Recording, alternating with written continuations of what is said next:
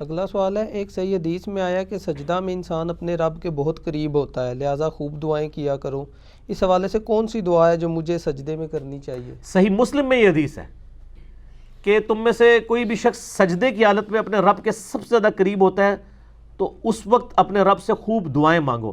تو وہی دعائیں کریں جو نبی علیہ السلام نے کی ہیں، بخاری مسلم دونوں میں موجود ہے کہ آپ صلی اللہ علیہ وآلہ وسلم سجدے اور رکوع کے اندر سبحانک اللہم ربنا وبحمدک اللہم اغفر لی پڑھتے تھے۔ میرے نماز والے ریسرچ پیپر نمبر 8 میں بھی موجود ہے، سبحانک اللہم ربنا وبحمدک اللہم اغفر لی۔ اس میں اللہ کی حمد بھی ہے اور دعائے مغفرت بھی ہے۔ یہ دعا آپ مانگیں جو نبی علیہ السلام خود مانگتے تھے، اور اس کے علاوہ آپ وہ تمام دعائیں مانگ سکتے ہیں جو دعائیں معصورہ ہیں کتاب و سنت کے اندر آئی، کوئی بھی آپ دعا مانگ سکتے ہیں۔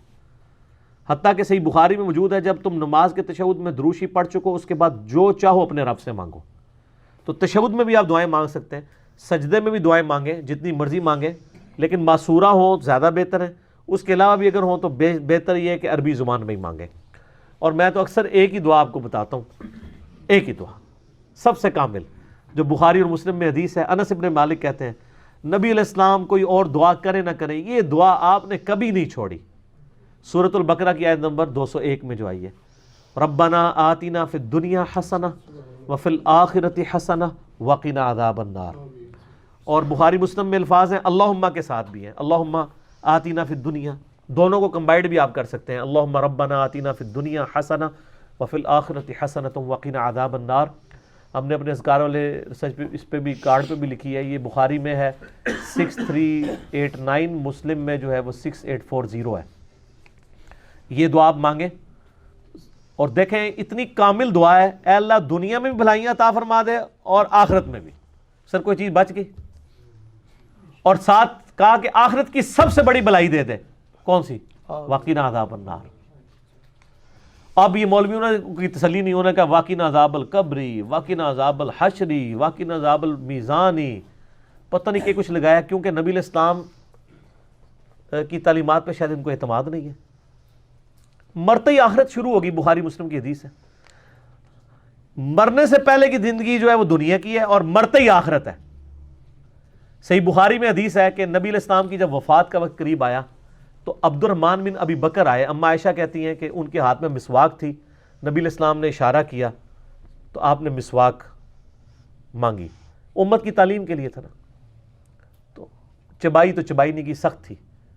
تو حضرت عائشہ کہتی ہیں میں نے وہ مسواک لے کے نہ اپنے منہ میں نرم کر کے حضور کے منہ میں ڈالی، تو نرم کر کے، تو اس میں اما عائشہ کے الفاظ ہیں کہ مجھے یہ خوش نصیبی حاصل ہے کہ نبی صلی اللہ علیہ وآلہ وسلم کا تھوک اور میرا تھوک، آپ کا لعاب دہن اور میرا لعاب دہن، اللہ تعالیٰ نے ایک ہی جگہ جمع کر دیا۔ کس طرح؟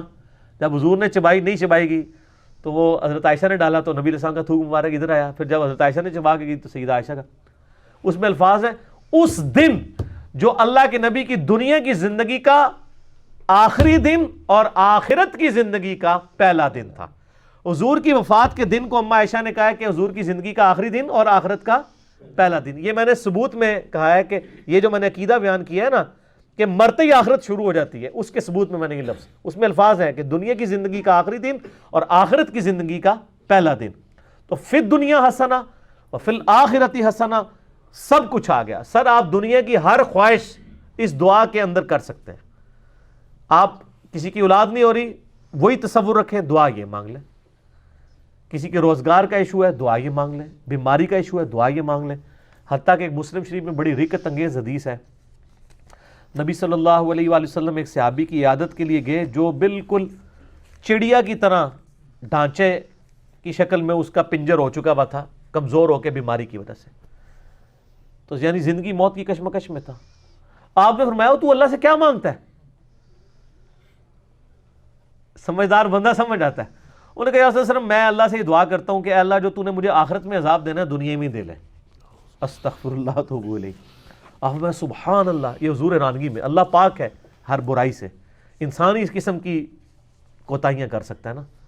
آپ فرمایا تو اللہ کا عذاب سہنے کے قابل سمجھتا ہے اپنے آپ کو کہ تو اتنا دلیر ہے کہ تو یہ کہہ رہا ہے کہ اللہ جو مجھے آخرت میں عذاب دینا ہے دنیا میں دے لے؟ آخرت میں جنت مل جائے. اوے تجھے تو چاہیے تھا تو کہتا ربنا آتینا فی الدنیا حسنہ وفی الآخرۃ حسنۃ وقنا عذاب النار. کو اللہ کے خزانے میں کمی آنے والی ہے؟ تو دنیا میں بھلائیاں مانگ، آخرت میں مانگ. تو کیا ہے اللہ کے ساتھ سودا کر رہا ہے؟ کیونکہ یہ کوئی سودے والا معاملہ ہے. وہ تو کرم ہی کرم ہے، رحم ہی رحم ہے. اس کا تو اس کی رحمت کی تو کوئی انتہا نہیں ہے. تو اس نے یہ دعا کی. صحابہ کہتے ہیں کہ کچھ ہی عرصے کے اندر وہ بالکل صحیح ہو گیا، جیسے مردہ زندہ ہو جاتا ہے. اور دعا پڑھنے نال اے سر اے دعا بہت بڑا وظیفہ ہے. ربنا آتینا فی الدنیا حسنہ وفی الآخرۃ حسنہ وقنا عذاب النار. تشہد میں اسے لازم کریں. ایک تو وہ جو صحیح بخاری مسلم میں ہے نا، 4 چیزوں کے شر سے پناہ مانگو. اللہم انی اعوذ بک من عذاب جہنم ومن عذاب القبر ومن فتنۃ المحیا والممات ومن شر فتنۃ المسیح الدجال.